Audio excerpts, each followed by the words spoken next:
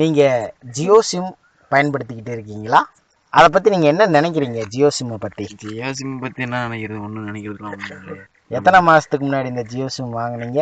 ஒரு 6 மாசம் இருக்கு. 6 மாசம் இருக்கு. 6 மாசமா நீங்க கிட்டத்தட்ட எவ்வளவு ஜிபிகள் பயன்படுத்திருப்பீங்கன்றது உங்களுக்கு தெரியுமா? நம்ம அவ்வளோவா யூஸ் பண்றது இல்லை. படம் மட்டும் டவுன்லோட் பண்ணி பார்த்துட்டு பேசாம இருந்துறது. வேற யூடியூப்பு புக்கு இது மட்டும் நோண்டி. சுமார் எத்தனை படம் நீங்க பார்த்துருப்பீங்க? சுமார் ஒரு 10 படம் பார்த்துருப்பேன். 10 படம் பார்த்துருப்பீங்களா? நீங்க பொய் மட்டும் சொல்லக்கூடாது.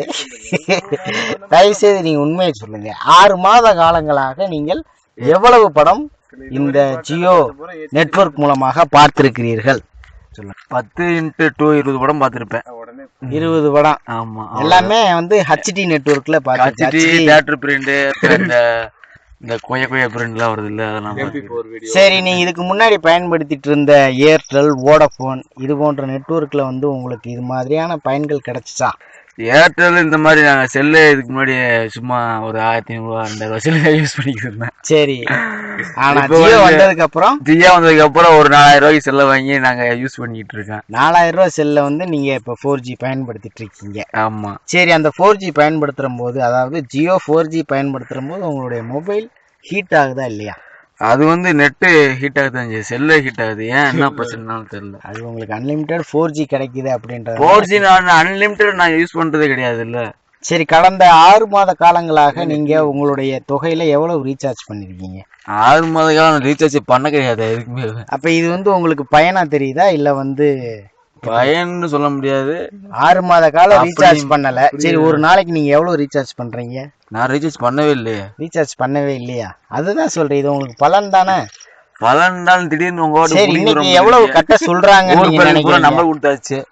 நீங்க எவ்வளவு கட்டணும்னு உங்களுக்கு சொல்லிருக்காங்க? 303 ரூபா. 303 ரூபா. நீங்க இந்த 99 ரூபா பிளான்ல அந்த இதை போட்டீங்களா? அதெல்லாம் போட்டாச்சு. இப்ப வந்து ட்ராய்ன்ற அந்த கம்பெனி வந்து இந்த ஆஃபர் எல்லாம் கட் பண்ண சொல்லியிருக்காங்க. என்ன பிரச்சனையா உங்களுக்கு?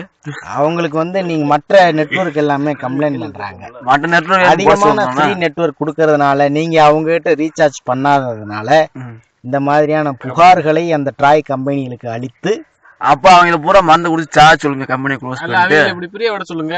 பிரியா விட சொல்லுங்க. அவங்களும் சில ஆஃபர்ஸ் எல்லாம் கொடுத்துட்டு தான் இருக்காங்க. ஆஃபர்ஸ் கொடுத்தாங்கன்றதுக்காக காசு இப்ப கொடுப்பாங்க, அப்புறம் கஸ்டமர் கவர் பண்ணிட்டு அப்ப கடைசியில இந்த இப்ப ஜியோ சிம் சொல்றது இல்லையா, 99 ரூபாய்க்கு போட்டு நீங்க வந்து எங்க கூட ஜாயின்ட் ஆகிக்குங்க, அப்புறம் 303 ரூபாய்க்கு ஈஸி பண்ணி நீங்க வந்து எங்க கூட சேர்ந்துக்குங்க அப்படின்னு சொல்றாங்கல்ல. எதுக்கு? சரி, நீங்க ஜியோ சிம் பயன்படுத்துறதுனால கால் டிஸ்டர்பன்ஸ் ஏதாவது உங்களுக்கு வந்துச்சா? நீங்க அனுபவிச்சிருக்கீங்களா? அதாவது நீங்க கால் பண்ற போது போகுதா போகலையா? அது வேற. அது என்ன நீங்க நினைக்கிறீங்க? அது வந்து சிம் ஆன ஒரு நீங்க ஒரு கால் பேசுனீங்கன்னா எவ்வளவு நேரமா தொடர்ந்து பேசிக்கிட்டு இருக்கீங்க? நான் பேசுனதா ஏதாச்சும் முக்கியமான கால்னா மட்டும் பேசிட்டு வச்சிருக்கேன். எவ்வளவு நேரம் தொடர்ந்து பேசுற போது உங்களுக்கு சிக்னல் எப்பெல்லாம் எப்படி கிடைக்குது? கிடைக்குது. நார்மலா இருக்கு. ஒரு சில இடத்துல மட்டும் டவர் ப்ராப்ளம். நீங்க இதை கண்டினியூ அந்த ஜியோ சிம் பயன்படுத்துவீங்களா இல்ல அதர் நெட்வொர்க் போயிருவீங்களா? இப்ப அவங்க ரீசார்ஜ் பண்ண சொல்லிட்டு இருக்காங்க. உங்களுடைய ஒட்டுமொத்த தொகை 402 ரூபா 403 ரூபாய்க்கு உங்களை ரீசார்ஜ் பண்ண சொல்றாங்க. அதாவது பண்டல் ஆஃபர்னு சொல்லி. அதை நீங்க இப்ப போடணும்னு நினைக்கிறீங்களா இல்ல உங்களுடைய பழைய நெட்வொர்க்குள்ள போகணும்னு நினைக்கிறீங்களா? போகணும்னு தான் நினைக்கிறேன். இதே மாதிரி ரொம்ப டார்ச்சர் பண்ணிக்கிட்டு இருந்தா சிம்ம கால தூக்கி எறிஞ்சிட்டு வேற சிம்ம தூக்கி போட்டுக்கிறோம். அப்ப 6 மாத காலங்கள் உங்களுக்கு இலவசமாக கொடுத்த அந்த ஜியோ நெட்வொர்க் தேவையில்லை அப்படின்னு சொல்றீங்களா? 6 மாச காலம் நாங்க ஒன்றும் கேட்க இல்லை, எங்களுக்கு ஃப்ரீயா கொடுக்கணும் யார்ட்டையும். நீங்க கொஞ்சம் யோசிச்சு சொல்லலாம். அந்த ஜியோவுடைய பயனை பற்றி நீங்கள் அதிகமாக யோசிச்சு. முகேஷ் அம்பானி உங்களுக்கு தெரியுமா யாருன்னு? முகேஷ் அம்பானி அம்பானி குரூப். அம்பானி குரூப் அவர்கள் யார் என்று தெரியுமா? அம்பானியோட சன். அம்பானியுடைய சன். சரி, அவங்க என்ன பண்ணிட்டு இருக்காங்க? அவங்க யாருன்ற ஏதாவது? அவங்க வந்து நிறைய பண்ணிக்கிட்டு இருக்காங்க. இந்த ஜியோ வந்து எதுக்காக இப்போ முகேஷ் அம்பானி விட்டுருக்காருன்ற ரீசன் தெரியல. ஆனா வந்து அரசியலுக்கு ஏதாவது சம்பந்தம் இருக்குன்னு நினைக்கிறீங்களா? அந்த அளவுக்கு நமக்கு நாலேஜ் இல்ல. நிறைய தெரிஞ்சுக்க வேண்டியிருக்கு.